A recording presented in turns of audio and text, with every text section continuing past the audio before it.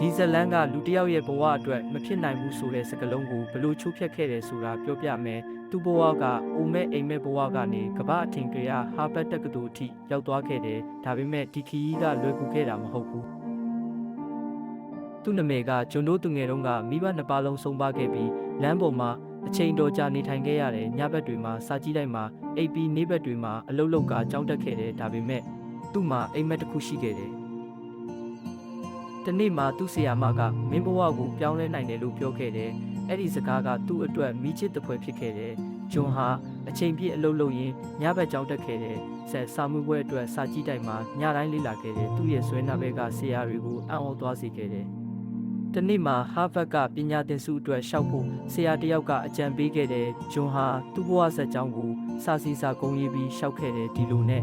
ဟာဗတ်ကသူ့ကိုလက်ခံလိုက်ပြီး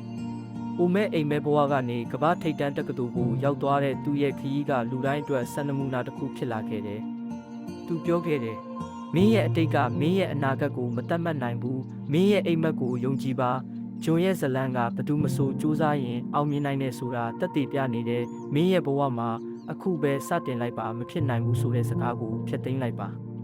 ။ကျေးဇူးတင်ပါတယ်ဒီဇလန်ကိုနားထောင်ခဲ့တဲ့အတွက်မင်းရဲ့အိမ်မက်တွေကိုလိုက်ဖို့ဘယ်တော့မှမနှောင်းပါနဲ့။